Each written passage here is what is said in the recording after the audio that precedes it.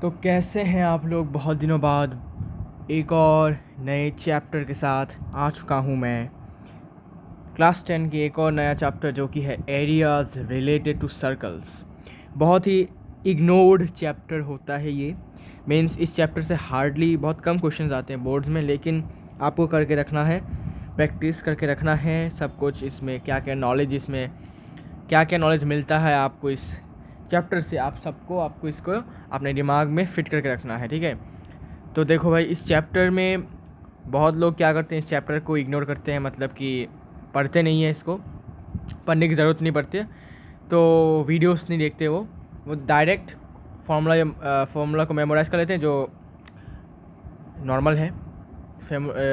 Formula को memorise करके वो क्वेश्चन में जो पूछा जाता है उसको वो करके आ जाते हैं इजीली, ठीक है। तो उनके लिए ये चैप्टर बहुत इजी होता है। फिर भी कुछ बातें हैं, कुछ क्वेश्चंस हैं, क्या ही करेंगे इस चैप्टर से, तो फिर भी हम कुछ क्वेश्चंस इसमें करेंगे। करने के बाद हम इसके बाद क्या करेंगे, हम इसके बाद पहले तो हम थोड़ा बेसिक बातें करेंगे, फिर जाके हम इस चैप्टर में मेन क्या बात हो रही है उसके बारे में देखेंगे, और फिर हम क्वेश्चन सॉल्व करेंगे, मतलब न्यूमेरिकल्स करेंगे एक्सरसाइज के, ठीक है। तो आसान सा चैप्टर है, फार्मूला आपको याद रखना है बस। तो इसी तरह हमारा ये चैप्टर होता है चैप्टर 11 ऑफ NCERT बुक में लिखा है, चैप्टर 11 है ये। तो आई गेस मैंने बहुत सारे चैप्टर्स कंप्लीट कर दिए हैं। रियल नंबर हो गया, पॉलिनोमियल्स हो चुका है, pair of linear equations into variables हो चुका है, क्वाड्रेटिक इक्वेशन हो चुका है, एरिथमेटिक प्रोग्रेशन हो चुका है, ट्राइंगल्स हो चुका है, कोऑर्डिनेट ज्योमेट्री हो चुका है, फिर अपना ट्रिग्नोमेट्री हो चुका है, इसके बाद हाइट्स एंड डिस्टेंस बाकी है, एरिया सर्कल्स हो चुका है टेंजेंट वाला, और अभी हम करने वाले हैं एरिया रिलेटेड टू सर्कल, और फिर अपना सरफेस एरिया वॉल्यूम मैंने कर दिया है पहले से ही, और स्टैटिस्टिक्स कर दिया है, और प्रोबेबिलिटी बाकी है। तो दो चैप्टर बाकी है, एक है प्रोबेबिलिटी और एक है अपना हाइट एंड डिस्टेंस, मतलब सम एप्लीकेशंस ऑफ ट्रिग्नोमेट्री। तो दो चैप्टर बाकी हो जाएगा आराम से। तो चलिए शुरू करते हैं बेसिक बातें करते हैं। पहले हम एक सर्कल ड्रॉ करेंगे। सर्कल चैप्टर है तो सर्कल ड्रॉ करना पड़ेगा ही पड़ेगा, ठीक है। तो देखो, सर्कल में क्या क्या होती हैं आपको पता है, रेडियस होता है, सेंटर होता है, जो आपको सर्कल चैप्टर में मिल जाएगा, ठीक है। अगर आपको फिर भी अपना कॉन्सेप्ट को क्लियर करवाना है तो सर्कल चैप्टर का पहला वीडियो देख लो, वहाँ पर आपको सर्कल के रिलेटेड जितने भी टर्म्स हैं वो सब आपको वहाँ पर पता चल जाएंगे, ठीक है। वहाँ पर मैंने बता दिया है, तो यहाँ पर मैं और नहीं बताने वाला, बिकॉज ऑलरेडी हम बता चुके हैं सर्कल्स में। तो ये तो एरिया रिलेटेड है, तो हम यहाँ पर सिर्फ एरिया की बातें करेंगे, ठीक है। लेकिन उससे पहले इस चैप्टर में हमें दो चीज़ें सीखनी है, वो क्या, एक है सेक्टर, दूसरा है सेगमेंट। अब सेक्टर और सेगमेंट में डिफरेंस क्या है देखेंगे, और सेक्टर और सेगमेंट एक्चुअली होता कैसे है, और ये एक्चुअली में इसका एरिया कैसे निकालते हैं वो देखेंगे, मतलब एरिया का फॉर्मूला क्या है इनका, ठीक है। अच्छा, तो चलिए सेंटर मान लेते हैं इसको O, ठीक है, इसको O सेंटर मान लेते हैं।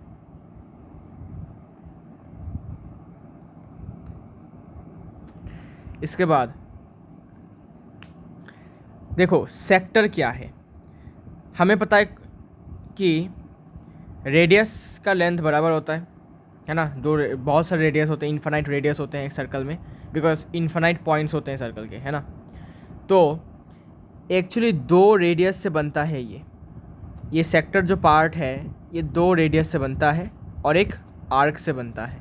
आर्क मतलब कौन सा वाला पार्ट, आर्क मतलब सर्कमफरेंस का एक टुकड़ा, सर्कल का एक टुकड़ा, जैसे कि ये वाला अपना एक आर्क है, कह सकते हो, ठीक है। थोड़ा सा इसको अच्छे से ड्रॉ करता हूँ। ये जो है ये है अपना आर्क, ठीक है, ये अपना आर्क है।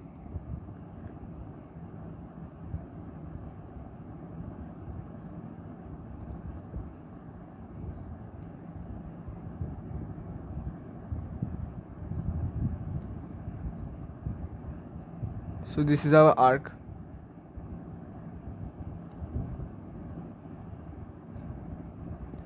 ठीक है, ये है अपना आर्क। तो आर्क तो पता ही है। तो सेक्टर किसे कहेंगे, सेक्टर होता है एक पिज़्ज़ा जैसा।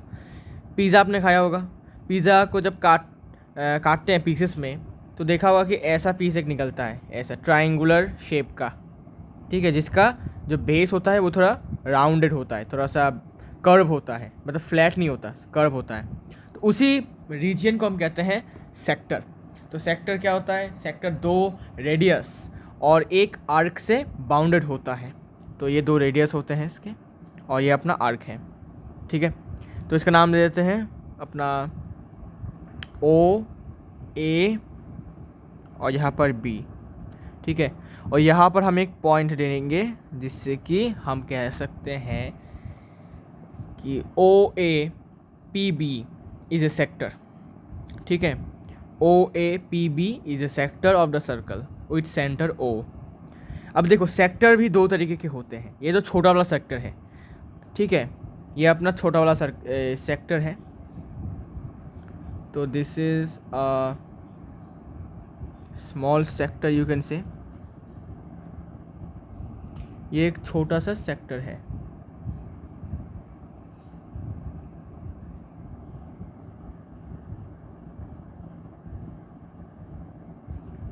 ये जो रीजन है आपको दिख रहा है, ये एक्चुअली माइनर सेक्टर है, ये माइनर सेक्टर है। अच्छा रुको, इसको शेडिंग करने की ज़रूरत नहीं है। तो अभी मेजर सेक्टर भी होगा। मेजर सेक्टर कैसे? यहाँ पर एक पॉइंट लिख दो, क्यू पॉइंट। तो अभी मेजर सेक्टर, अच्छा देखो माइनर सेक्टर है ये, दिस इज़ माइनर सेक्टर, ठीक है, ये वाला रीजन ये है माइनर सेक्टर। और मेजर सेक्टर होगा ये वाला, ये देखो कितना बड़ा है, कितना बड़ा सा पोर्शन है, ठीक है। इस रीजन को हम कहते हैं, इस रीजन को हम कहते हैं अपना मेजर सेक्टर, ठीक है। अब एक और बात है कि आपको लिखना है यहाँ पर सेक्टर क्या है, डेफिनेशन क्या है सेक्टर का। सेक्टर का डेफिनेशन कुछ ऐसा है कि सेक्टर होता है द पोर्शन और पार्ट, किसका पार्ट? ऑब्वियसली सर्कल का part. The portion of the circle sorry circular region, not circle, circular region लिखो, अच्छा होगा, of the circular reason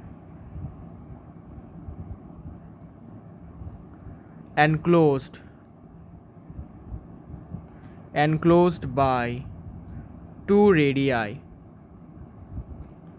and the corresponding arc, ठीक है, by 2 radii and the corresponding arc is called a sector of the circle, sector of the circle, ठीक है। ये 2 था sector. अभी सेक्टर 2 तरीके के होते हैं, एक है माइनर सेक्टर, दूसरा है मेजर सेक्टर। तो माइनर सेक्टर को मैं लिख देता हूँ यहाँ पर, ये है अपना माइनर सेक्टर, ठीक है, और ये है अपना मेजर सेक्टर, ठीक है भाई। आसान है भाई, आसान है, बहुत आसान है। अब इसी सेक्टर का एरिया है, इसके बारे में बात करेंगे, ठीक है। तो देखो यहाँ पर होगा अपना ओ ए पी बी, जो होगा वो होगा अपना माइनर सेक्टर, ठीक है, माइनर सेक्टर। और ओ ए क्यू बी हो जाएगा मेजर सेक्टर। तो लिखने का तरीका कुछ ऐसा है इसका, O A Q B is the major sector, ठीक है।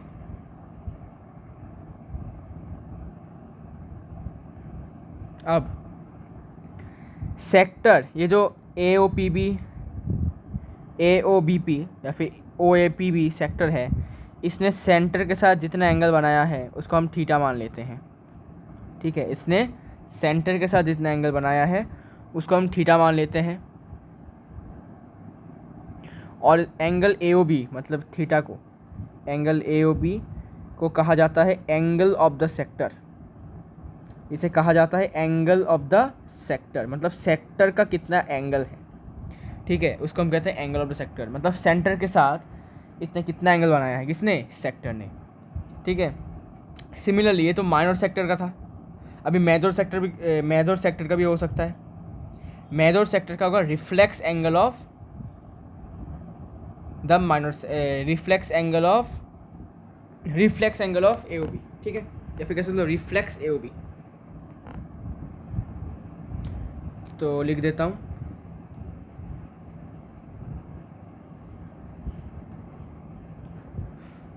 AOB is the angle of the minor sector, और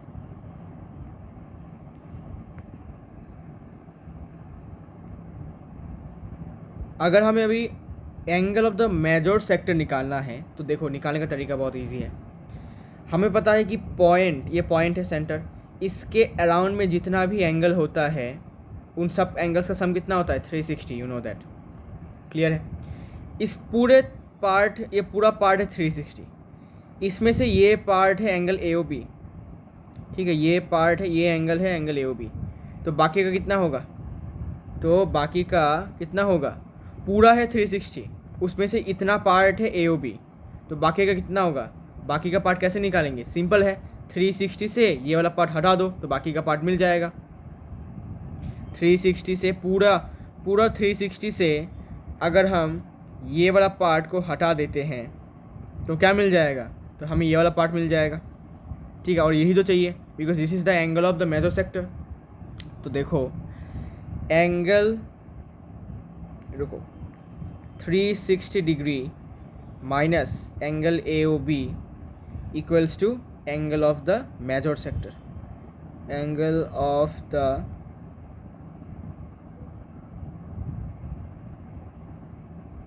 मेजर सेक्टर, ठीक है, angle of the major sector.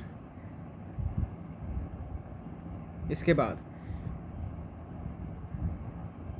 अभी ये तो हो गया angle of the major sector, angle हो गया।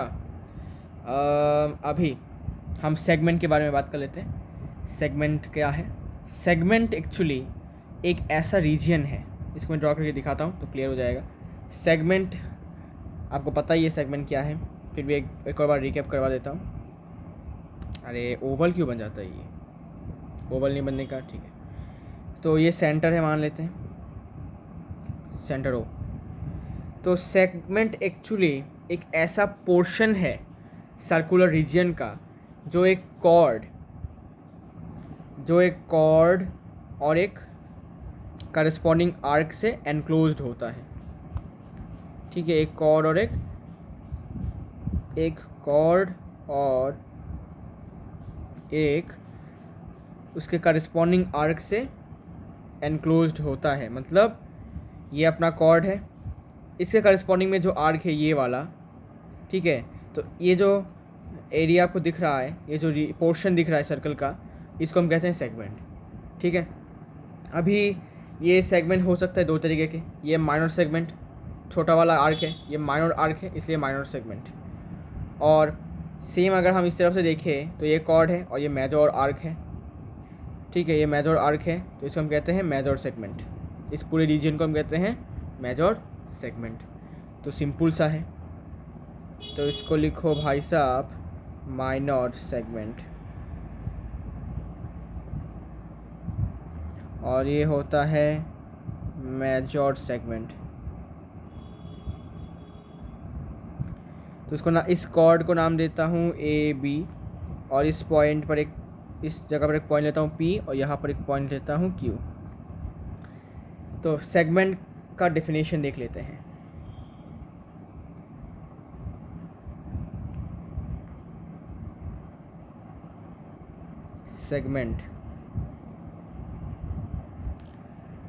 segment is the portion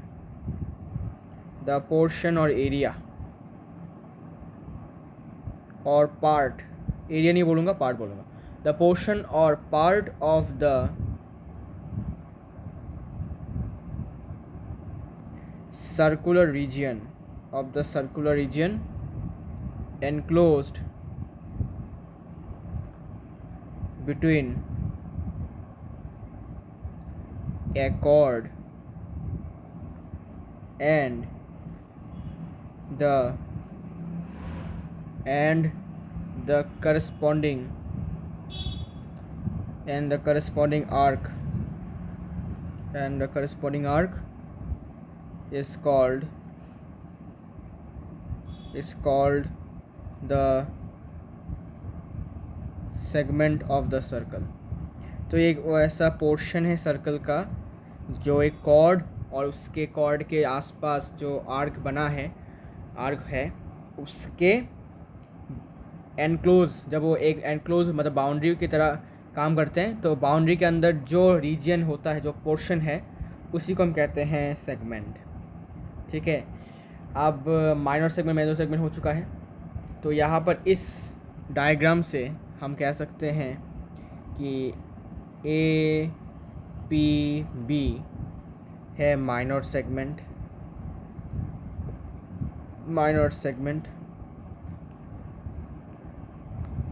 और ए क्यू बी है मेजर सेगमेंट। हमेशा याद रखना, मेजर सेगमेंट के साथ मेजर आर्क होता है, माइनर सेगमेंट के पास माइनर आर्क होता है। ठीक है, एक और बात एनसीईआरटी में लिखा हुआ है, रिमार्क की तरह से देखो, when we write segment and sector we will mean the minor segment and minor sector respectively unless stated otherwise. जब भी हम किसी भी जगह पर सिर्फ और सिर्फ सेगमेंट या फिर सेक्टर वर्ड का यूज़ करेंगे तो समझ जाना कि हम माइनर सेगमेंट और माइनर सेक्टर की बात कर रहे हैं, अनलेस ऐसा स्टेट नहीं किया जाता कि भाई मेजर सेगमेंट की बात कर रहे हैं। ठीक है, अनलेस लिखा नहीं होगा, अनलेस अगर लिखा नहीं होता कि मेजर सेगमेंट की बात हो रही है, तब तक हमें अगर जब भी सेगमेंट वर्ड सुनोगे तो माइनर सेगमेंट ही मीन किया जाएगा। ठीक है, माइनर सेगमेंट या फिर माइनर सेक्टर। अब इसका एरिया कैसे निकालें, फिर इस पोर्शन का एरिया कैसे निकालें। ठीक है, अब इस नॉलेज से हम कुछ करने की कोशिश करते हैं। देखो, कुछ एरिया निकालने की कोशिश करते हैं, कैसे देखो। तो हम अभी आ जाते हैं फिर से सेक्टर वाले पार्ट पर। ओके, आ जाओ। तो मान लेते हैं कि ओ ए पी भी एक सेक्टर है सर्कल का, जिसका रेडियस है आर और सेंटर है ओ। ठीक है, अब ये जो एंगल है इसको हमने थीटा मान लिया। ठीक है, इसको कहा जाता है degree measure. Okay, it is said that the degree measure of angle A O B is theta. इसको एंगल नहीं कहा जाता, इसको कहते हैं डिग्री मेजर।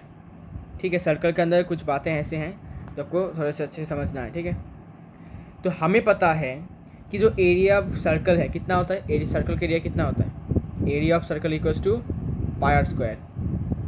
ठीक है, तो उस नॉलेज की मदद से, ठीक है, हमें कुछ करने वाले। देखो,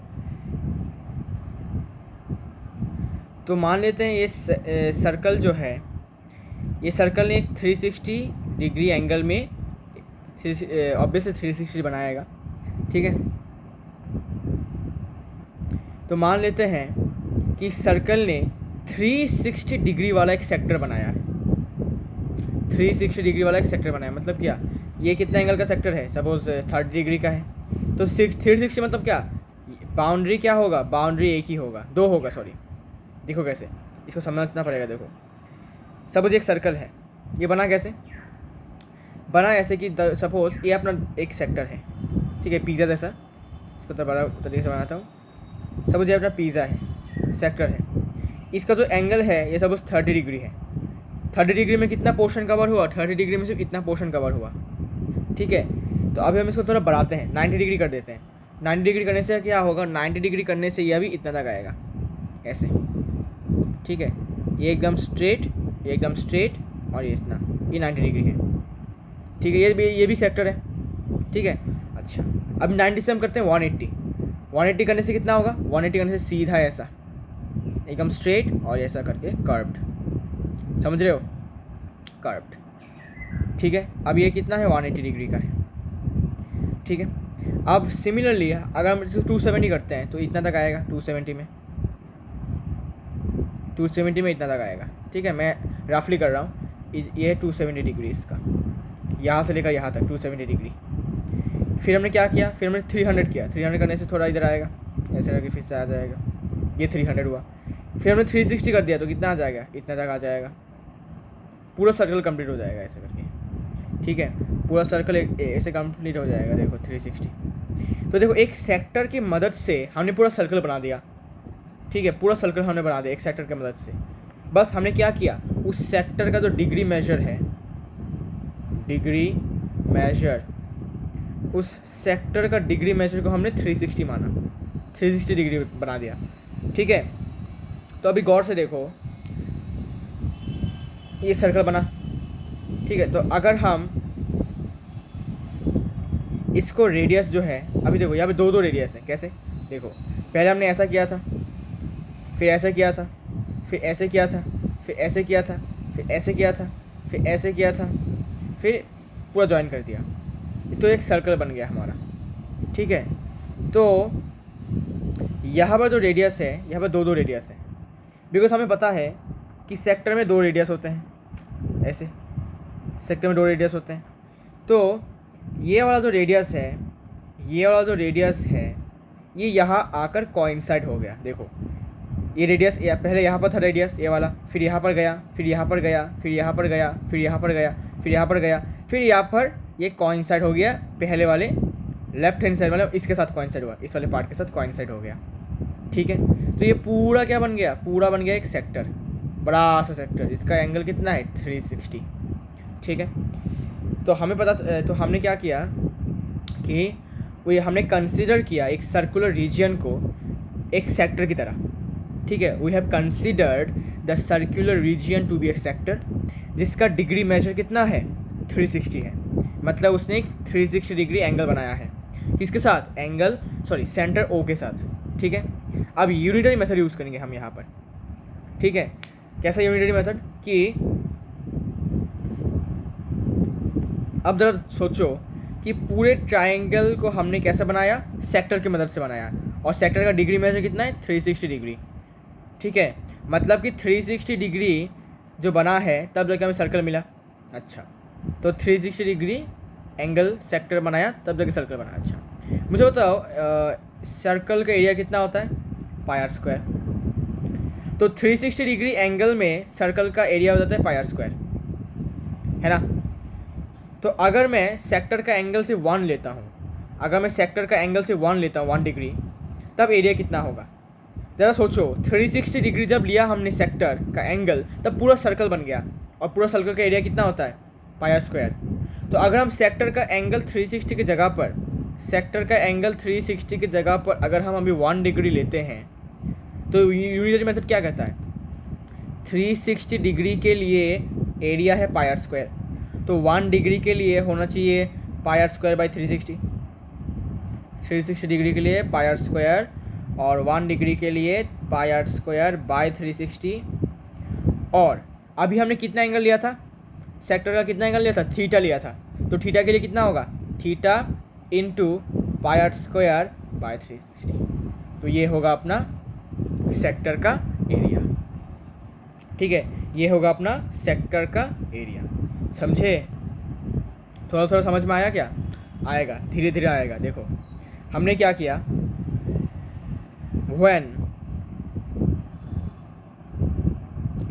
when degree measure,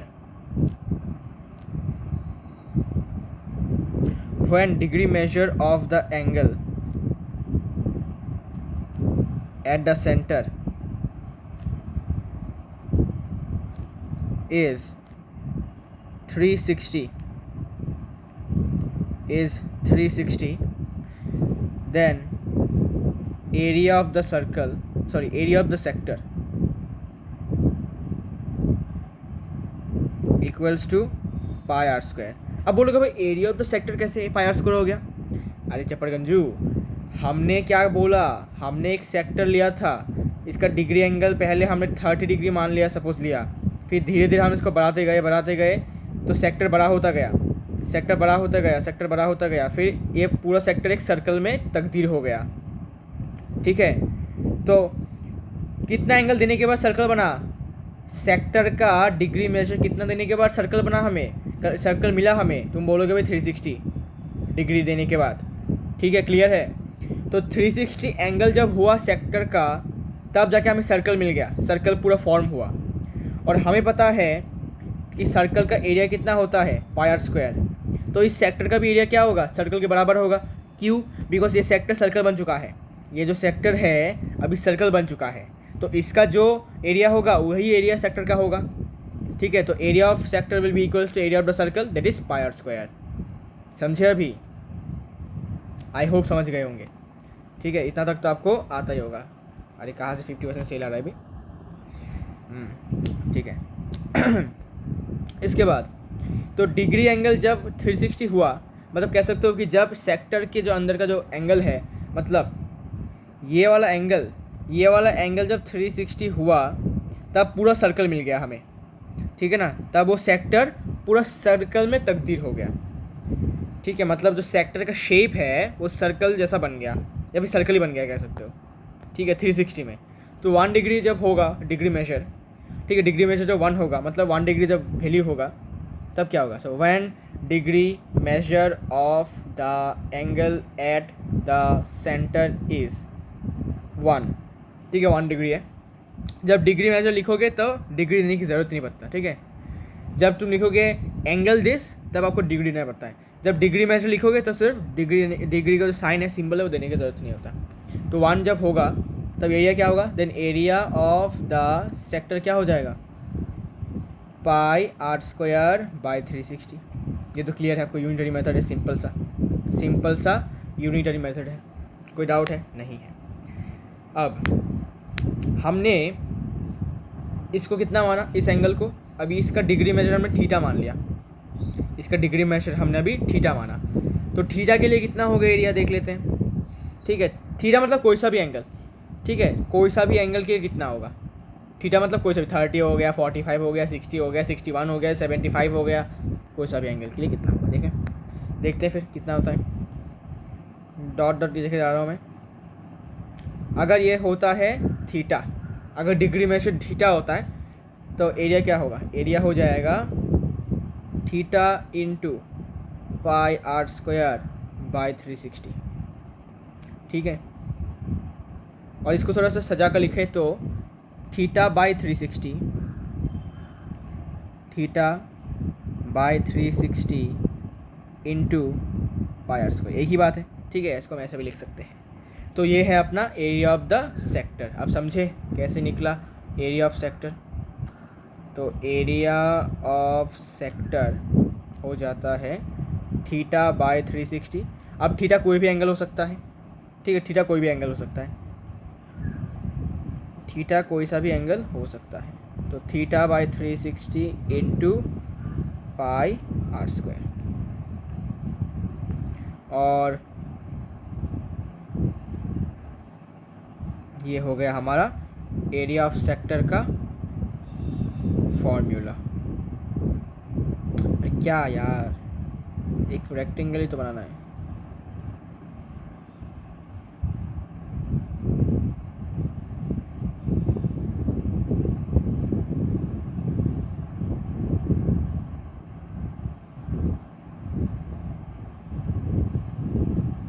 तो एरिया ऑफ सेक्टर हो गया ये। ओके, तो आई होप आपको समझ में आ गया होगा हमने कैसे निकाला एरिया ऑफ सेक्टर। हमने एक सेक्टर को धीरे धीरे करके उसका डिग्री मेजर बढ़ाया, धीरे धीरे करके उसका डिग्री मेजर बढ़ाया। 360 जब हुआ उसका डिग्री मेजर, तब वो पूरा एक सर्कल के तरह मतलब दिखने लगा, पूरा सर्कल बन गया। वो सेक्टर, वो पिज़्ज़ा का टुकड़ा पूरा पिज़्ज़ा में कन्वर्ट हो गया जब हमने पिज़्ज़ा के टुकड़ों को बढ़ाया। ठीक है, ऐसे आप कोरिलेट कर सकते हो। तो ऐसे हमने क्या किया, ऐसे हमने इसका एरिया निकाला। तो area of sector of angle theta लिख दो भाई, ऑफ एंगल थीटा, तो अच्छा होगा। तो थीटा एंगल के लिए इसका एरिया इतना होगा। थीटा मतलब कोई सा भी एंगल, कोई सा भी वैल्यू ऑफ एंगल, कोई सा भी degree, 30 degree, 1 degree, 2 degree, 4 degree, 5 degree, 68 degree, 79 degree, 88 degree, 102 degree, 105 degree. Okay, अच्छा, अब ये तो हो गया। तो एरिया ऑफ सेक्टर निकल गया। कैसे निकाला? यूनिटरी मेथड से, यूनिटरी मेथड से।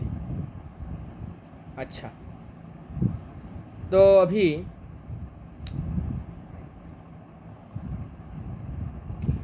अभी क्या हम, एक और क्वेश्चन आता है, तो एनसीईआरटी का क्वेश्चन है, तो क्या हम इस आर्क का लेंथ निकाल सकते हैं? ये जो करस्पॉन्डिंग आर्क है इस सेक्टर का, क्या हम इसका लेंथ निकाल सकते हैं? ज़रूर निकाल सकते हैं। कैसे निकालेंगे? इसमें भी यूनिटरी मेथड है, सिंपल है। देखो बहुत सिंपल है, बहुत सिंपल। देखो, अगर मैं पूरे सर्कल के सरकमफरेंस को 2πr मान लेता हूँ, ठीक है। अब मुझे पता है पूरा सरकमफरेंस 2πr है, ठीक है। पूरे सर्कल का सरकमफरेंस 2πr है, तो अगर तुम देखो पूरे सर्कल का लेंथ, मतलब बाउंड्री क्या है? 2πr है, ठीक है, 2πr है। तो 360 डिग्री के लिए सर्कल का पूरा जो बाउंड्री है, सरकमफरेंस है, उसका वैल्यू 2πr है 360 डिग्री के लिए। और 1 डिग्री के लिए कितना होगा? 2πr/360। और थीटा के लिए कितना होगा? 2πr इंटू θ/360, मतलब θ/360 इंटू 2πr। 2 और 2 यहाँ पर कैंसिल हो गया, 180, θ/180 इंटू πr। ये भी एक फार्मूला है, ठीक है। तो एक्चुअली क्या किया हमने हमें पता है कि सर्कल का होल एंगल कितना होता है, मतलब सर्कल कितना एंगल सबटेंड करता है। सर्कल एक्चुअली 360 डिग्री सबटेंड करता है एक पॉइंट के अराउंड, ठीक है। ये पॉइंट के अराउंड सर्कल पूरा 360 डिग्री सबटेंड करता है, ठीक है। मतलब 360 डिग्री में हमें एक सर्कल मिल जाता है, पूरा फुल सर्कल मिलता है। और फुल सर्कल का मतलब एक कंप्लीट सर्कल का सरकमफरेंस हमें पता है 2πr। अब क्लियर हो रहा है? तो अगर मैं इस 360 की जगह पर 1 डिग्री लेता हूँ, 360 डिग्री की जगह पर 1 डिग्री लेता हूँ, तब सरकमफरेंस का लेंथ कितना होगा? वो हो जाएगा 2πr/360। और हमने क्या किया? इसको हमने थीटा मान लिया, ठीक है। इस एंगल को हमने थीटा मान लिया, सेक्टर का जो एंगल है, तो वो हो जाएगा θ/360 इंटू 2πr, ठीक है। अब इसमें जो डीप नहीं जाने की ज़रूरत नहीं है, बिकॉज ये प्रूफ कभी आता भी नहीं है, तो फिर एक नॉलेज की तरह रख सकता हूँ अपने दिमाग में, as a knowledge you can keep it, ठीक है। तो सर्कल का सेगमेंट आर्क का लेंथ हो गया, तो इसको मैं पहले लिख देता हूँ कि कैसे हुआ।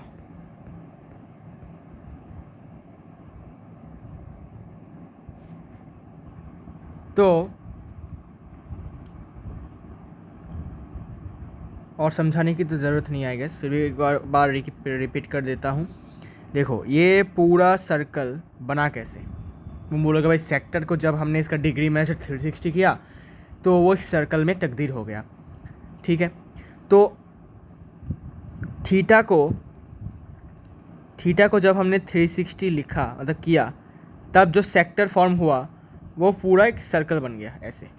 ऐसे सेक्टर था, इसका एंगल हमने 30 किया, फिर इतना, फिर हमने इसको 45 किया, इतना हुआ, फिर 90 किया तो ऐसा हुआ, फिर इसको 180 किया तो पूरा ऐसा मिला, हमें सेमी सर्कल मिल गया पूरा।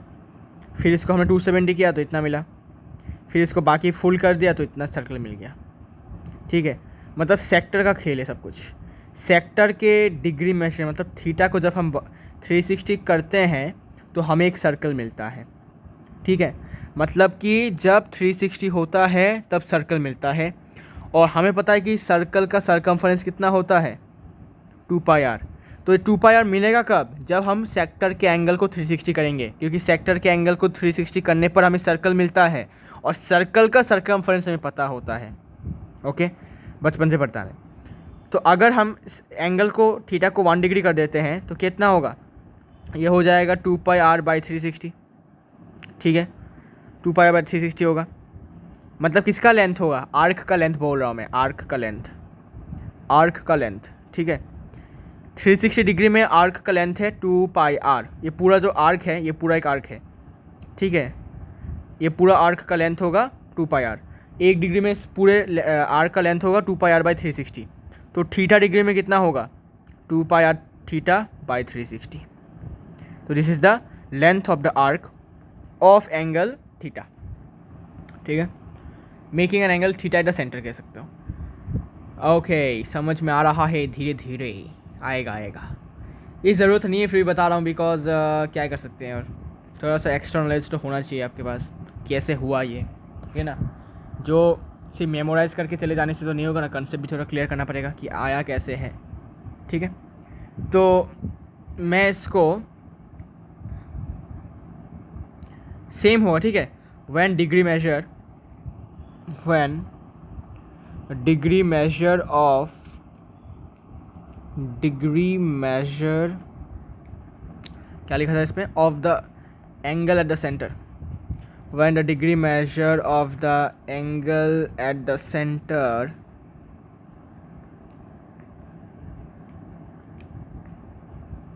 is 360, then the length of arc, then the length of the arc equals to 2 pi r। तो जब डिग्री मेजर 360 होता है तो लेंथ जो होता है आर्क का वो 2 पाई आर के बराबर होता है, मतलब सर्कल के सरकमफरेंस के बराबर होता है। और जब यही डिग्री मेजर, जब यही डिग्री मेजर हो जाता है 1, तब जो लेंथ होता है आर्क का वो होता है 2 पाई आर बाई 360। सिंपल सा यूनिटरी मेथड है और कुछ नहीं है, सिंपल सा यूनिटरी मेथड है।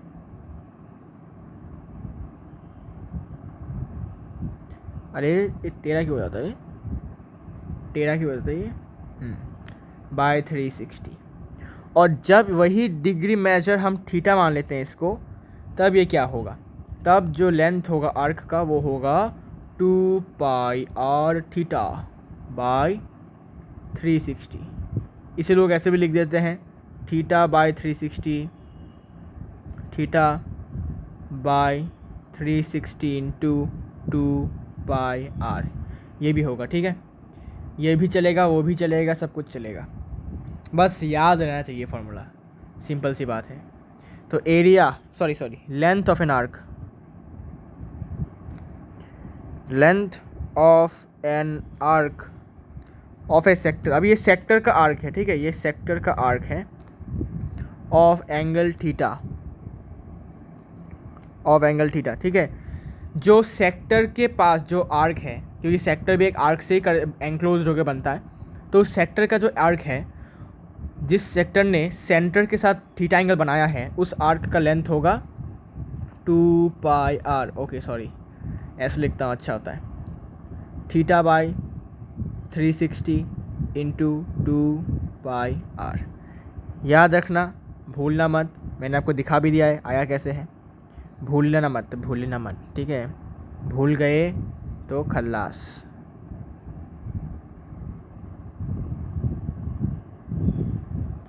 भूलेंगा नहीं, ठीक है, भूलने का नहीं। तो ये हो गया length of an arc of A sector of angle theta. तो ऑब्वियसली ये माइनर आर्क होगा। अब मेजर आर्क के लिए क्या होगा, मेजर आर्क का लेंथ कितना होगा, ये हम बताएंगे बाद में, अभी नहीं। जब हम एक साथ सब सारे के सारे फॉर्मूले को लिखेंगे तब हम बताएंगे, ठीक है। तो लेंथ ऑफ एन आर्क हो चुका है। इसके बाद क्या है, इसके बाद हम बात करने वाले सेगमेंट का एरिया के बारे में, है ना। देखो सेगमेंट का एरिया निकालने का टेक्निक कुछ थोड़ा सा यू कैन से कि दिमाग लगाना पड़ता है। क्या दिमाग, देखो तो सेगमेंट, सपोज हमने ए वाला सेगमेंट लिया, APB सेगमेंट, ठीक है। तो इसका एरिया होगा, इसके लिए इसका एरिया निकालने के लिए क्या करना पड़ता है, देखो इसका एरिया निकालने के लिए हम क्या करेंगे, हम पहले रेडियस OA, हम पहले रेडियस OA और रेडियस OB को ज्वाइन करने वाले हैं। रेडियस OA और रेडियस OB को जॉइन करने वाले हैं। करने के बाद हमें किसका एरिया चाहिए? हमें चाहिए इस वाले रीजन का एरिया, इस वाले रीजन का।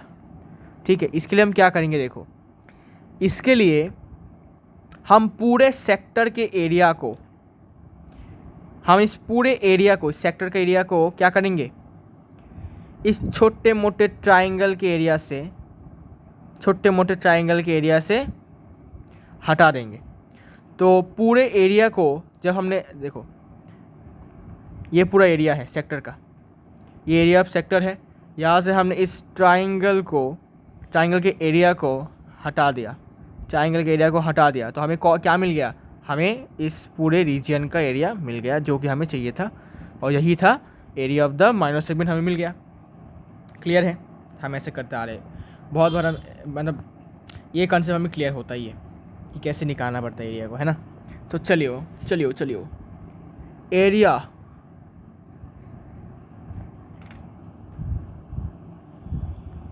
Of segment APB equals to area of sector. तो सेक्टर के एरिया से ट्राइंगल के area minus sector OAPB minus area of triangle, किसका, इसका नाम क्या है ट्राइंगल का? OAB, triangle OAB। ठीक है, और एरिया ऑफ सेगमेंट को निकालने का कोई अच्छा खासा प्रूफ अभी तक ज़रूरत नहीं है। ठीक है, तो इसीलिए मैं इसको डायरेक्ट लिख रहा हूँ। ठीक है, इसका मैं प्रूफ नहीं दिखाने वाला।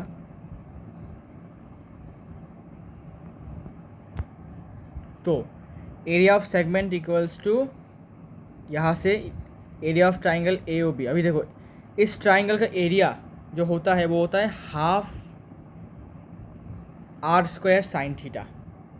हाफ, ये तो R है, ये R है, ये R है, तो हाफ R² साइन थीटा, ये थीटा एंगल है, इस थीटा एंगल का साइन। ठीक है, साइन मतलब परपेंडिकुलर बाय हाइपोटेन्यूज। तो देखो,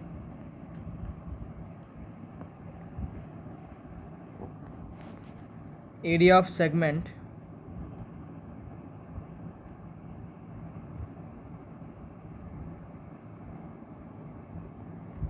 equals to area of sector. अभी मुझे बताओ, एरिया ऑफ सेक्टर कितना हमें पढ़ा था? Theta by 360 theta by 360 into πr²। ठीक है, यह था area of sector. Minus area of triangle को निकाला जाता है कुछ ऐसे, हाफ R² साइन थीटा। ये है एरिया ऑफ सेगमेंट का फॉर्मूला। एरिया ऑफ सेक्टर, ठीक है, area of minor sector, area of minor sector minus area of the triangle. ठीक है, area of the triangle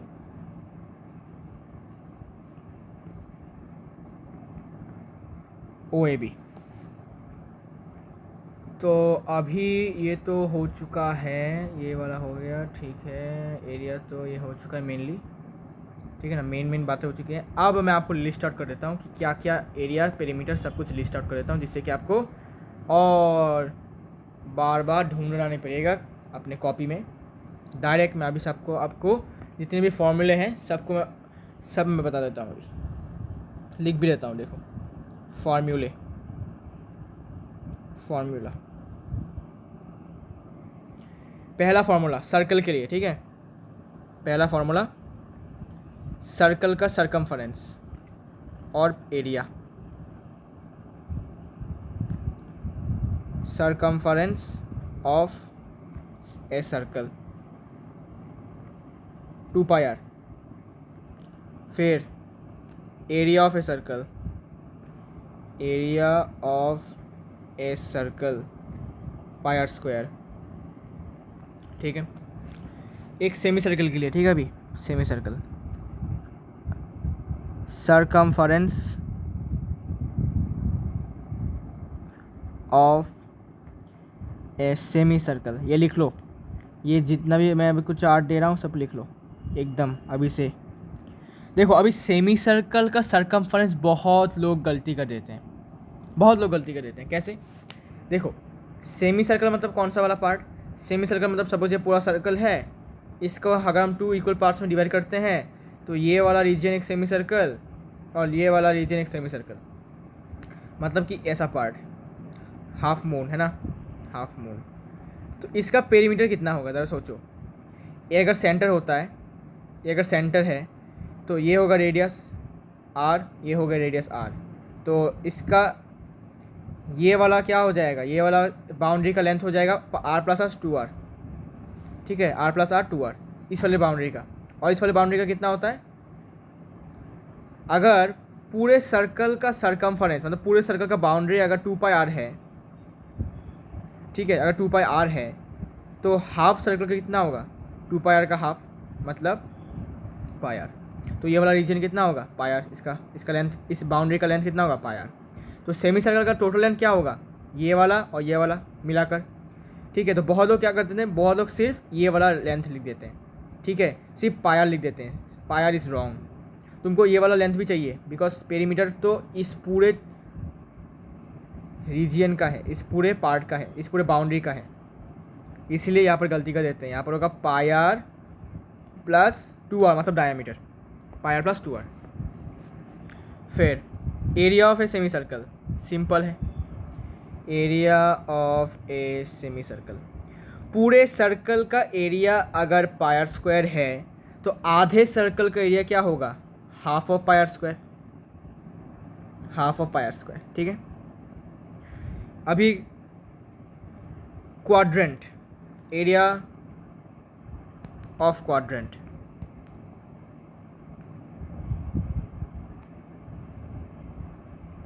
area of A quadrant.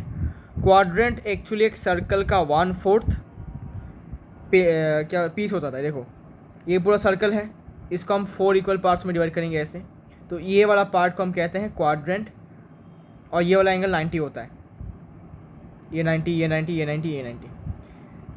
तो अगर पूरे सर्कल का एरिया अगर πr स्क्वायर है तो उसका 1/4 पार्ट का कितना होगा?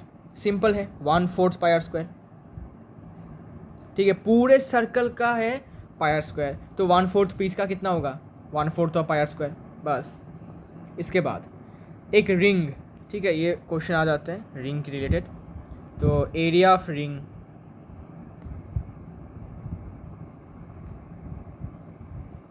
रिंग मतलब कुछ ऐसा, मैं ड्राइंग करके दिखाता हूँ। एक दो कॉन्सेंट्रिक सर्कल्स, ठीक है, ये एक सर्कल, ये एक सर्कल, तो दोनों का सेंटर सेम है, दोनों का सेंटर सेम है, ये वाला सेंटर, ठीक है। तो छोटे वाले सर्कल का रेडियस मान लेते हैं स्मॉल r, छोटे वाले सर्कल का रेडियस है स्मॉल r, और बड़े वाले सर्कल का है कैपिटल R, ठीक है। तो एरिया क्या हो जाएगा? एरिया होगा बड़े वाले सर्कल का एरिया माइनस छोटे वाले सर्कल का एरिया, ठीक है। बड़े वाले सर्कल, अच्छा तुम्हें एरिया ऑफ रिंग बोला है, तुमको किसका एरिया निकालने के लिए बोला? तुमको इसका एरिया निकालने के लिए बोला, इसका, इस रीजन का एरिया निकालने के लिए बोला, इस एरिया का, इस जगह का, इस रीजन के एरिया निकालने के लिए बोला। तो तुम क्या करोगे? क्या करोगे? सिंपल ही तो है, तुम पूरे सर्कल, बड़े वाले सर्कल मतलब क्या, पूरे सर्कल से अगर तुम छोटे वाले सर्कल का एरिया रिमूव कर देते हो तो तुमको ये वाला पार्ट मिल जाएगा, इस वाले पार्ट का एरिया मिल जाएगा, सिंपल। तो हमने क्या किया, बड़े वाले सर्कल के एरिया को छोटे वाले सर्कल के एरिया से हटा दिया, तो मुझे ये वाला पार्ट मिल गया, इस वाले पार्ट का एरिया मिल गया। इसको तुम ऐसे भी लिख सकते हो कि पाई कॉमन लेकर pi capital R square minus small r square, area of ring हो गया। इसके बाद आ जाते हैं आगे, अब जितने भी हमने सेगमेंट सेक्टर के पर हैं उन सब का पेरीमीटर और एरिया निकाल लेते हैं, ठीक है, मतलब लेंथ जो भी है। तो लेंथ ऑफ माइनर आर्क, ठीक है, लेंथ ऑफ माइनर आर्क होता है 2πr थीटा, अच्छा रुको रुको ऐसा नहीं लिखूँगा, थीटा बाई 360 इंटू 2πr, ठीक है। तो माइनर आर्क का एरिया तो इतना ही है, सेम हमने यहाँ पर प्रूफ किया था, देख सकते हो ये तो ये वाला, ठीक है। तो मेजर आर्क का क्या होगा, लेंथ ऑफ मेजर आर्क क्या होगा, मेजर आर्क का लेंथ क्या होगा, ज़रा सोचो। पूरे सर्कल का जो लेंथ है मतलब सर्कमफरेंस है वो 2πr है, ठीक है। उसमें से तुमने इतना तक, ये माइनर आर्क है, इसका लेंथ तुमको पता है थीटा बाई 360 इंटू 2πr। तो अगर मैं पूरे सर्कल के सर्कमफरेंस से अगर मैं माइनर सेक्टर का लेंथ हटा दूँ, माइनस कर दूँ, तो क्या मुझे मेजर आर्क का लेंथ नहीं मिल जाएगा क्या? ज़रा सोच के देखो, अगर मैं पूरे सर्कल मतलब पायर स्क्वायर से अगर मैं माइनर सेक्टर, जैसे कि इतना है माइनर सेक्टर, अगर इसका मैं लेंथ डिडक्ट कर दूँ, माइनस कर दूँ, तो minus theta by 360 into 2πr, तो क्या मुझे मेजर आर्क का लेंथ नहीं मिल जाएगा? ज़रूर मिलेगा। तो वैसे ही करने वाले, सिंपल है, हम 2πr मतलब पूरे सर्कल के सर्कमफरेंस से बस माइनर आर्क का लेंथ को हम हटा देंगे, माइनस कर देंगे, तो हमें मेजर आर्क का लेंथ मिल जाएगा इंटू 2πr, ठीक है। ये है इसका फॉर्मूला, क्लियर है? ओके। इसके बाद now area of minor sector, area of minor sector, area of minor sector आपको मैंने प्रूफ करके दिखाया, क्या है प्रूफ करके दिखाया, theta by 360 into pier square, ये है माइनर सेक्टर का एरिया।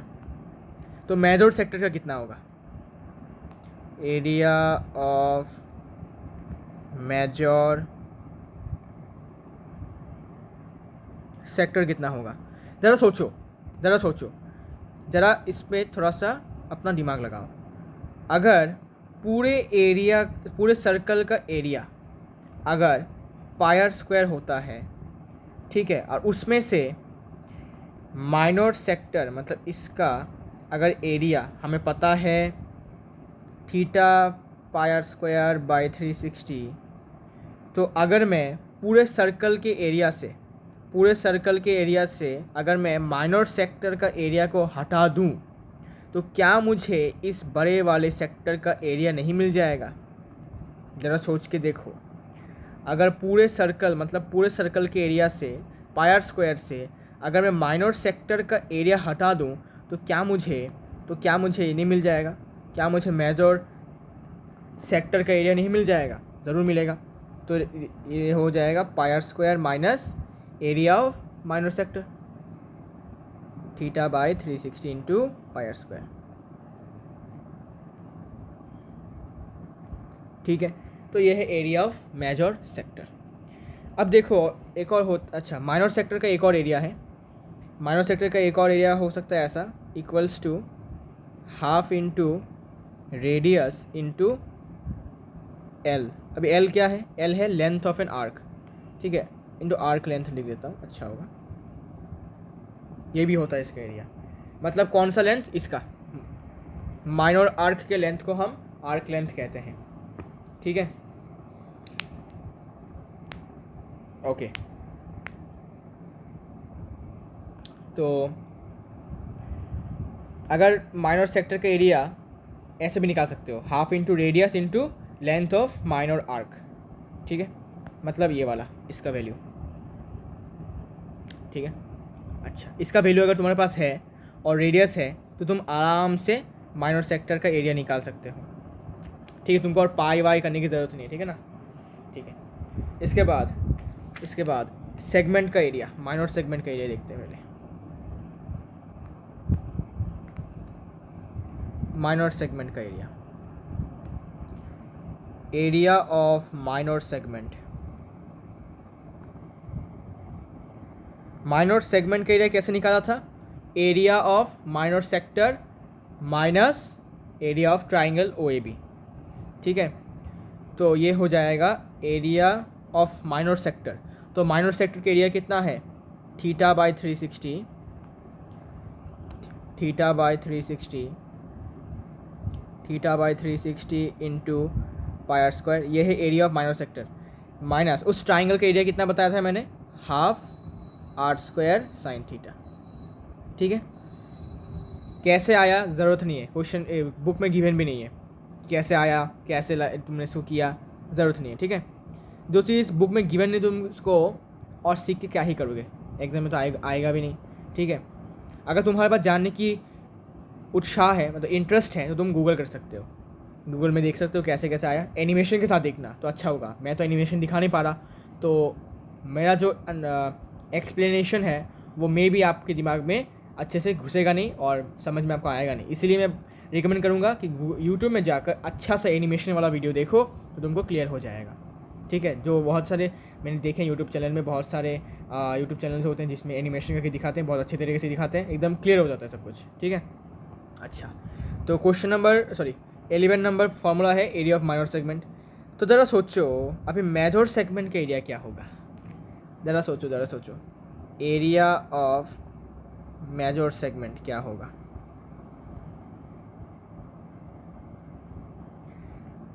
देखो पूरे सर्कल का ये अपना माइनर सेगमेंट है, ठीक है। ज़रा सोचो, अगर मुझे बताओ पूरे सर्कल का एरिया कितना है? पूरे सर्कल का एरिया है पाई आर स्क्वायर। उसमें से माइनर सेगमेंट मतलब ये वाला रीजन, ये वाला पोर्शन का जो एरिया है वो है ये, ठीक है, ये है वो है ये। अगर मैं पूरे सर्कल के एरिया से अगर माइनर सेगमेंट का एरिया हटा दूँ, काट दूँ, फेंक दूँ, तो मुझे क्या मिल जाएगा? तब तो मुझे लॉटरी लग जाएगा भाई, तब तो मुझे अपना मेजर सेगमेंट का एरिया मिल जाएगा। सोचो पूरे सर्कल के एरिया से, ठीक है, सपोज़ मैंने ये वाला पार्ट हटा दिया तो मुझे क्या मिलेगा? मुझे बड़े वाले मतलब मेजर सेगमेंट का एरिया मिल जाएगा। क्लियर है ना? तो आराम से लिख दो pi R square minus bracket के अंदर theta by 360, theta by 360 into pi R square minus half R square sine theta, half R square sine theta, ये है मेजर सेगमेंट का एरिया, ठीक है। अब एक और बात, सेक्टर का सरकमफ्रेंस कैसे निकालें, पेरीमीटर कैसे निकालें सेक्टर का, है ना, ये भी बता देता हूँ। पेरीमीटर ऑफ सेक्टर, सेक्टर का पेरीमीटर कैसे निकालें? तो इसको निकालने के लिए सबसे पहले देखो, ये अपना सपोज अपना सर्कल है, ये अपना सेक्टर है, ठीक है, ये अपना सेक्टर है। तो सेक्टर का पेरीमीटर मतलब क्या? बाउंड्री क्या है इसके पास? ये एक रेडियस है r, ये एक रेडियस है r, तो ये और ये मिलकर क्या हो जाएगा? 2r प्लस ये वाला बाउंड्री, ये आर्क है। हमें आर्क का लेंथ निकालना पता है, कितना होता है? Theta by 360 into 2 pi R, तो हो गया ना, 2r plus theta by 360 into 2 pi R, हो गया 2r प्लस ए आर्क लेंथ लिख देता हूँ, क्या बोलते हो? अच्छा रुको, इसको ऐसे लिख देता हूँ, ठीक है, आर्क लेंथ लिखने की ज़रूरत नहीं, ऐसे लिख देता हूँ, आर्क का लेंथ 360 इंटू 2 पाई आर, ठीक है। सिंपली क्या किया है? कुछ नहीं किया, बस पेरीमीटर कर दिया, मतलब क्या, सारे के सारे बाउंड्री को सम कर दिया बस। इसके बाद नाउ यहाँ पर और भी कुछ फॉर्मूले आपको मैं दे देता हूँ जो क्वेश्चन करने के वक्त आपको बहुत ज़रूरत काम आएगा, ओके। 14 नंबर, जो क्लॉक वाले क्वेश्चन होते हैं वहाँ पर रोटेशन के बारे में मैं लिख देता हूँ, ठीक है।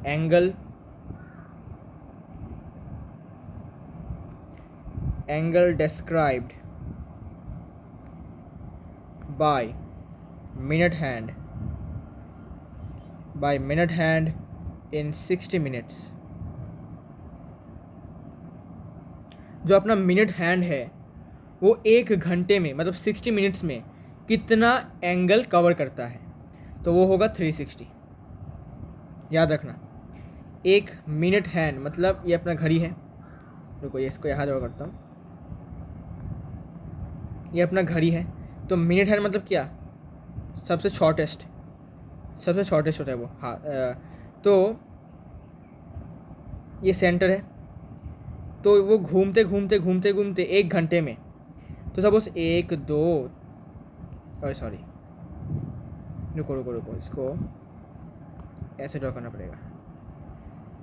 12 6 3 9 1 2 4 5 7 8 10 11 और ये सेंटर। सपोज अभी 8 बजे हैं, ठीक है। मिनट का जो हैंड है वो 8 पर है, और ये अपना सॉरी गधा हूँ मैं आवर का हैंड दिखा रहा था, सॉरी।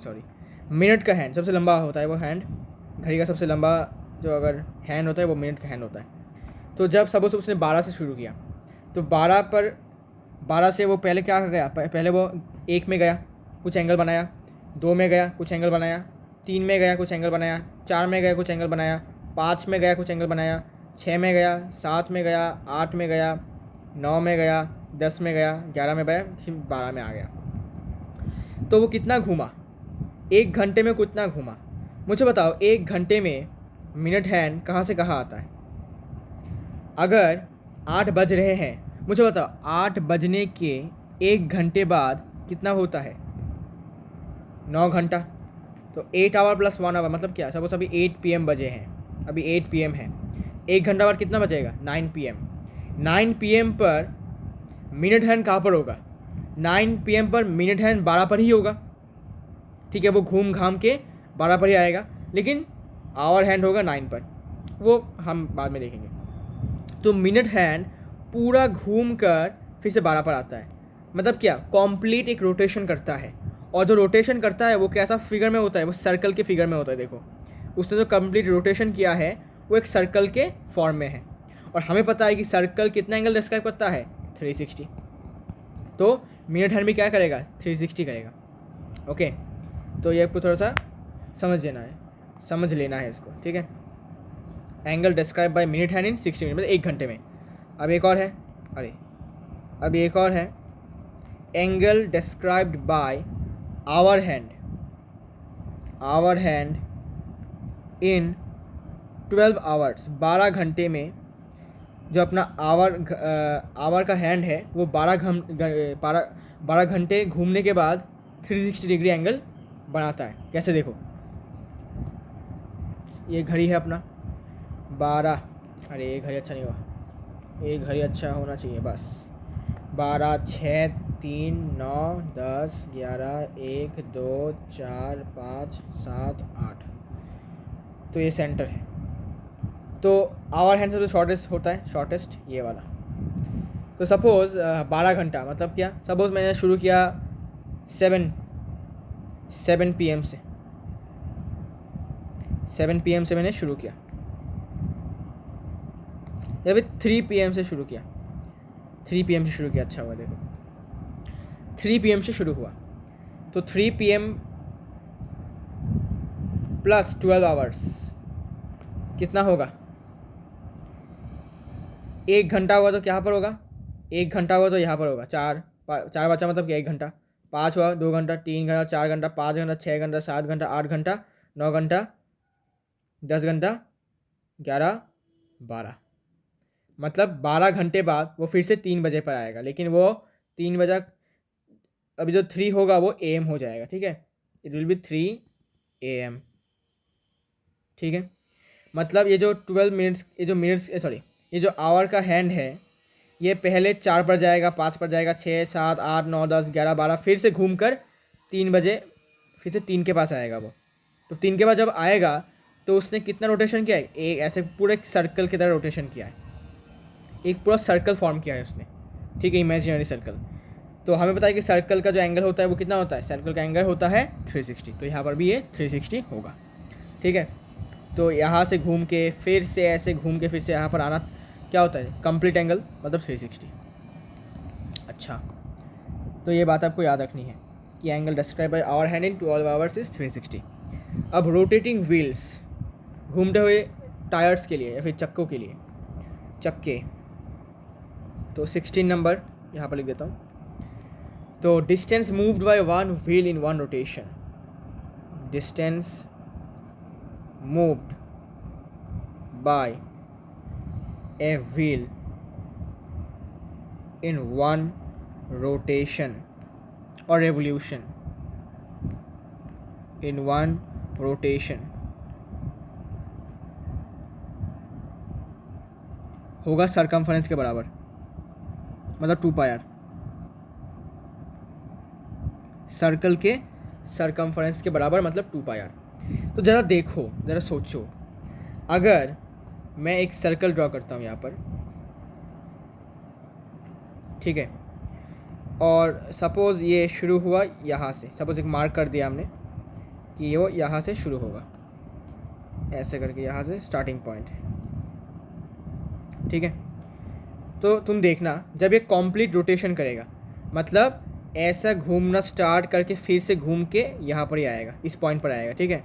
तो देखो इस पॉइंट पर आता है या नहीं, मैं इसको सिलेक्ट करता हूँ, देखो, रेडी, स्टार्ट, घुमा घुमा घुमा घुमा, घूमते घूमते घूमते घूमते घूमते घूमते घूमते घूमते घूमते घूमते घूमते घूमते घूमते पूरा चक्का घुमा, घूमने के बाद फिर से कंप्लीट रोटेशन करके फिर से इसी पॉइंट ए पर आ गया, इसी पॉइंट ए पर आ गया। तो बताओ कंप्लीट रोटेशन हुआ कि नहीं हुआ? कितना एंगल फॉर्म किया? पूरा एक सर्कल की तरह, पूरा एक सर्कल की तरह उसने क्या किया, रोटेशन किया है, मतलब पूरा एक सर्कल फॉर्म किया है उसने, ठीक है। तो कितना होगा, इसने एक सर्कल के जितना, सर्कल के बाउंड्री की जितना डिस्टेंस ट्रेवल किया है, सर्कल के बाउंड्री की डिस्टेंस। तुम ज़रा सोचो, अगर वो यहाँ से स्टार्ट करता है तो ये पूरा घूमने के बाद वो यहाँ पर आके रुका, तो उसने कितना डिस्टेंस ट्रेवल किया इसके बाउंड्री के अलोंग, और इसका बाउंड्री क्या है, सरकमफरेंस। अगर ये ऐसा होता कि भाई ये यहाँ तक जाके रुक जाता, इतना जाके रुक गया, तो इसने कितना डिस्टेंस ट्रेवल किया, इसने 1/4 इसके सरकमफरेंस के 1/4 डिस्टेंस को ट्रेवल किया। फिर यहाँ पर जाता तो कितना होता, सरकमफरेंस कहाँ गया, अरे इसने सरकमफरेंस के बराबर डिस्टेंस ट्रेवल किया यहाँ पर, ठीक है। इसके बाद हाफ सरकमफरेंस, इसके बाद यहाँ पर आने के बाद 3/4, यहाँ पर आने के बाद 3/4, देन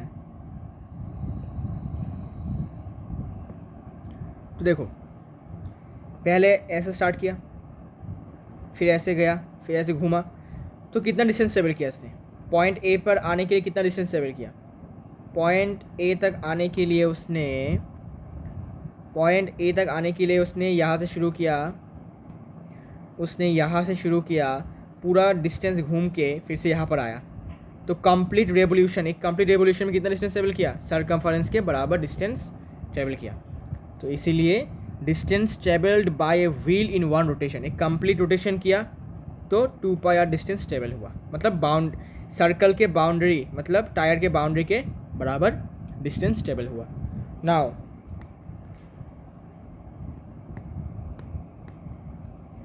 कोई 17 number formula, number of rotations in 1 minute.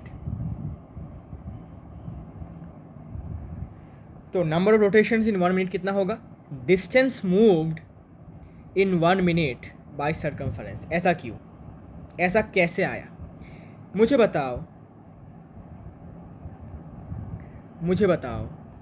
अगर 1 मिनट में, सपोज रुको, 1 मिनट में मान लेते हैं एक टायर ने कंप्लीट रेवोल्यूशन दिया, ठीक है। 1 मिनट में एक टायर ने 1 रेवोल्यूशन दिया, ठीक है। ठीक है। और हमें पता है कि एक रेवोल्यूशन मतलब क्या, वन रेवोल्यूशन मतलब व्हाट, 2πr डिस्टेंस ट्रेवल होना। ठीक है, ये तो ऐसा भी कह सकते हो कि 1 मिनट में 2πr डिस्टेंस, अच्छा ऐसे भी कह सकते हो कि 2πr डिस्टेंस ट्रेवल होता है एक रेवोल्यूशन में। ठीक है, एक रेवोल्यूशन में 2πr डिस्टेंस ट्रेवल होता है। ठीक है, तो 2πr डिस्टेंस ट्रेवल होता है एक रेवोल्यूशन में, मतलब 2πr कैसे मिला, वन रेवोल्यूशन। अच्छा, एक रेवोल्यूशन 2πr डिस्टेंस में। अच्छा, तो एक सपोज 1 यूनिट डिस्टेंस पर इतना होगा, और कितना होना चाहिए 2πr से, ये हो गया 1/2πr, 1/2πr। तो एक यूनिट डिस्टेंस ट्रेवल होगा 1/2πr डिस्टेंस में। अभी हम अगर इसको थीटा मान लेते हैं तो थीटा यूनिट डिस्टेंस पर कितना होगा, θ/2πr। जस्ट लाइक दैट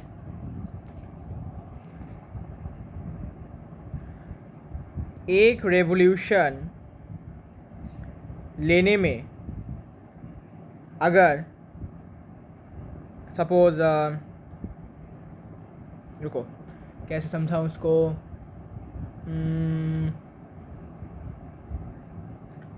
इसको समझाने के लिए थोड़ा सा चिंता करना पड़ेगा मुझे कि किस एग्जाम्पल देने से अच्छा होगा इसको। Number of rotations in 1 minute equals to distance moved in 1 minute by circumference. तो मैंने सोच लिया, देखो हमने थोड़ी देर पहले पढ़ा था कि angle described bye minute hand in 60 minutes 360। Okay, तो यहाँ से हम इसको थोड़ा सा कोरिलेट कर सकते हैं। देखो कैसे, तो 60 मिनट्स में 360 डिग्री एंगल डिस्क्राइब होता है। और 360 डिग्री एंगल मतलब क्या, पूरा एक सर्कल, ठीक है, 360 डिग्री मतलब पूरा एक सर्कल के सरकमफरेंस के बराबर डिस्टेंस ट्रेवल होता है। ऐसा थोड़ा कोरिलेट कर सकते हो। देखो 60 मिनट्स में 2πr डिस्टेंस ट्रेवल हो जाता है। ठीक है, तो 1 मिनट में कितना हो जाएगा, 2πr/60 इतना। ठीक है, तो अगर मैं इसको थीटा मान लेता हूँ तो 2πr θ/3/60 होगा, इतना डिस्टेंस ट्रेवल होगा। लेकिन यहाँ पर पूरा रोटेशन कितने हो रहे हैं, ठीक है, कितना रोटेशन हो रहा है एक ही बार में। तो अगर मैं 1 मिनट में जितना रेवोल्यूशन हो रहा है उसके साथ सरकमफरेंस को मल्टीप्लाई कर दूं तो मुझे मिल जाएगा डिस्टेंस ट्रेवल्ड मूव्ड, सॉरी, और कैसे डिस्टेंस मूव्ड इन 1 मिनट। तो सरकमफरेंस है ये वाला, ये सरकमफरेंस है। ठीक है, तो सपोज एक रोटेशन में सरकमफरेंस के बराबर डिस्टेंस ट्रेवल होता है, तो 1 मिनट में सपोज एक रेवोल्यूशन ही कंप्लीट हो पाता है। ठीक है, तो डिस्टेंस कितना ट्रेवल हुआ होगा, ज़रा सोच के देखो। 1 मिनट में एक रेवोल्यूशन होता है। ठीक है, और हमें पता है 1 रेवोल्यूशन मतलब 2πr डिस्टेंस ट्रेवल होता है। ठीक है, ये ज़रूरत नहीं है। तो 1 मिनट में अगर 1 रेवोल्यूशन डिस्टेंस ट्रेवल होता है, 1 रेवोल्यूशन कंप्लीट होता है, तो वेट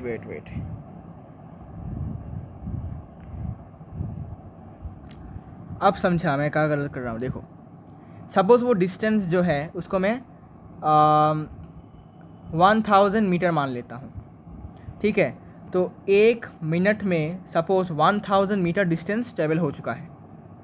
ठीक है, अब हमें पता है कि एक 2πr डिस्टेंस पर 2πr डिस्टेंस कवर करने में एक रेवोल्यूशन होता है।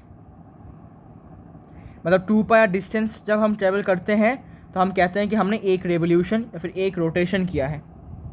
तो अगर मैं एक यूनिट डिस्टेंस ट्रेवल करूं तो मेरा हो जाएगा 1/2 पाई रेवोल्यूशंस, मतलब 1 यूनिट डिस्टेंस, ठीक है, सब 1 मीटर मान लेते हैं, 2 पाई मीटर 1 मीटर, तो 1 मीटर डिस्टेंस ट्रेवल करने में मुझे 1/2 पाई रेवोल्यूशंस करने पड़ेंगे। और अगर मुझे 1000 मीटर डिस्टेंस ट्रेवल करना हो तो मेरे कितने रोटेशंस होंगे? ये हो जाएगा 1000/2 पाई रेवोल्यूशंस, ठीक है। तो इसको हमें थोड़ा कोरिलेट करें तो मैंने आपको क्या बोला था कि मान लेते हैं कि 1 मिनट में 1000 मीटर डिस्टेंस ट्रेवल हुआ, ठीक है। इसका मतलब ये हुआ कि 1000 मीटर डिस्टेंस हमने ट्रेवल कब किया था? 1 मिनट के अंदर। तो 1 मिनट में इतना रेवोल्यूशंस हो जाएगा, मतलब distance travelled in 1 minute by circumference. अब समझे, देखो फिर से थोड़ा सा रिपीट करता हूँ। सपोज़ इसको मैं ऐसे लिखता हूँ। सपोज़ 1 मिनट में मैंने 1000 मीटर डिस्टेंस ट्रेवल कर लिया, ठीक है। और हमें एक और बात पता है कि 2 पाई मीटर, ठीक है, मीटर हो सकता है, सेंटीमीटर कुछ भी नहीं, कुछ भी हो सकता है, ठीक है, तो तुम कुछ भी मान सकते हो। सपोज़ 2 पाई मीटर जब हम डिस्टेंस ट्रेवल करते हैं तो हम कहते हैं कि हमने 1 रेवोल्यूशन कंप्लीट किया है। ये सही है। पूरा चक्का घूमने के बाद एक रेवोल्यूशन होता है, मतलब पूरा बाउंड्री, मतलब पूरा सर्कमफरेंस डिस्टेंस ट्रेवल करने के बाद हम कहते हैं कि हमने एक रेवोल्यूशन कवर किया है, कंप्लीट किया है। तो मैं अगर 1 मीटर डिस्टेंस ट्रेवल करूं तो मैं कितने सारे रेवोल्यूशंस कर पाऊंगा? ये होगा 1/2 पाई, यूनिटरी मेथड है, इतने रेवोल्यूशंस। अगर मैं 1000 मीटर डिस्टेंस ट्रेवल करता हूं तो मैंने कितने रेवोल्यूशंस कंप्लीट किए हैं? 1000/2 पाई रेवोल्यूशंस। और मैंने 1000 मीटर कितने टाइम पर डिस्टेंस ट्रेवल किया, कितने टाइम पर कवर किया? 1 मिनट पर। तो मैं ऐसा कह सकता हूँ कि 1 मिनट में मैंने 1000/2 पाई रेवोल्यूशंस कवर करा। और 1000 क्या है? डिस्टेंस ट्रेवल्ड इन 1 मिनट, और you can say distance moved in 1 minute. हो गया फार्मूला, ठीक है। तो ये हो गया फार्मूला। इसके बाद फार्मूला नंबर 18। अगर 2 सर्कल्स कुछ ऐसे हैं, ठीक है, टचिंग सर्कल्स कहते हैं इनको हम, टचिंग सर्कल्स ऐसे। तो सपोज़ यहाँ पर एक सर्कल है ऐसा और ऐसा, तो इसका सेंटर सपोज़ ये है और इस सर्कल का सेंटर सपोज़ वेट, इसको थोड़ा ऊपर होना चाहिए बस, हाँ ठीक है। तो बड़े वाले सर्कल का सेंटर सपोज़ ये है और छोटे वाले सर्कल का सेंटर ये है। तो उनके सेंटर के बीच में डिस्टेंस कितना है, ये निकालने के लिए सिंपली हमें देखना पड़ेगा कि बड़े वाले सर्कल का रेडियस है इतना, ठीक है, बड़े वाले सर्कल का रेडियस है इतना। देखो बड़े वाले सर्कल का रेडियस है यहाँ से यहाँ तक, यहाँ से यहाँ तक, जो कि मैंने r मान लिया, ठीक है। और छोटे वाले सर्कल का रेडियस है यहाँ से यहाँ तक, ये जो ग्रीन दाग आपको दिख रहा है,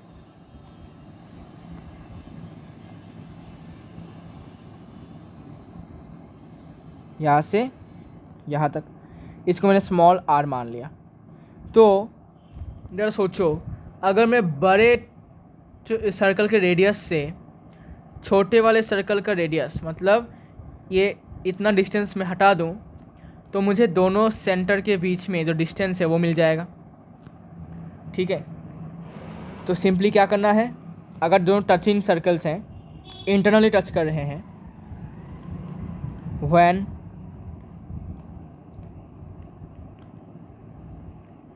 when 2 circles टच इंटरनली, जब 2 सर्कल्स इंटरनली टच करते हैं तो उनके सेंटर के बीच में, तो सेंटर से सपोज़ ये सेंटर O है और ये सेंटर O डैश, तो O डैश का वैल्यू कितना होगा? ओके, तो distance between their centres equals to difference of their radii, difference of their radii, मतलब कि इस केस में ये होगा capital R minus small R. ठीक है, क्लियर है? अरे सोचो ना यार, इस पूरे लेंथ से मतलब बड़े वाले रेडियस से अगर मैं छोटा वाला रेडियस को माइनस कर देता हूँ तो मुझे ऑटोमेटिकली ओ डैश मिल जाता है, मतलब सेंटर, उन दोनों के सेंटर के बीच में डिस्टेंस मिल जाता है। ठीक है ना, तो सिंपल है। इसके बाद लास्ट 19 नंबर, फिर से दो सर्कल्स बनाता हूँ। सब दो सर्कल्स हैं ये, और एक और सर्कल है ये। अब इन दोनों ने एक दूसरे को एक्सटर्नली टच किया है, इन दोनों ने एक दूसरे को एक्सटर्नली टच किया है। तो ये जो सेंटर होगा इस बड़े वाले ट्राइंगल, बड़े वाले सर्कल का और छोटे वाले सर्कल का सेंटर के बीच में जो डिस्टेंस होगा ये कितना होगा, ये कितना होगा? तो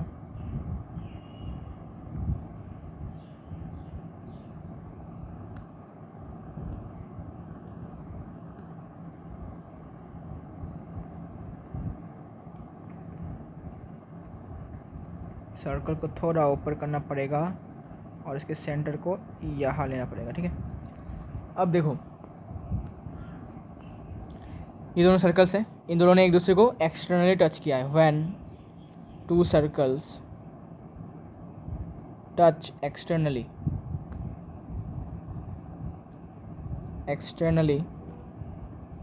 then distance between their centres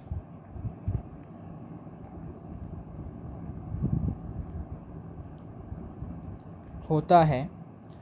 तो सपोज़ इस बड़े वाले सर्कल का सेंटर O और छोटे वाले सर्कल का सेंटर O डैश, और बड़े वाले सर्कल का रेडियस R और छोटे वाले सर्कल का रेडियस स्मॉल r। ठीक है, तो O डैश का वैल्यू क्या होगा? O डैश का वैल्यू होगा, इस पॉइंट को P मान लो जहाँ पर उन्होंने टच किया है एक दूसरे को, इस पॉइंट को P मान लेते हैं, इस पॉइंट को। ठीक है, तो O डैश का वैल्यू क्या होगा? OP, यहाँ से यहाँ तक OP प्लस PO डैश। तो OP प्लस PO डैश और कौन है, बल्कि ये तो अपना बड़ा वाला ट्राइंगल का रेडियस, और PO डैश छोटे वाले ट्राइंगल का रेडियस। तो बड़ा वाला सर्कल का रेडियस और छोटा वाला सर्कल का रेडियस को प्लस करने के बाद मिल जाएगा। तो ये होगा सम ऑफ देयर रेडियाई, जो कि होगा capital R plus small r। ठीक है, यहाँ पर क्या होगा, डिफरेंस करना पड़ेगा जब वो लोग इंटरनली टच करेंगे, और जब वो लोग एक्सटर्नली टच करेंगे तो दोनों के रेडियस को हमें सम कर देने से हमें उन दोनों के सेंटर के बीच में डिस्टेंस कितना है वो मिल जाएगा। ठीक है भाई, समझ में आ गया है? तो मिलते हैं नेक्स्ट वीडियो में, तब तक के लिए गुड बाय।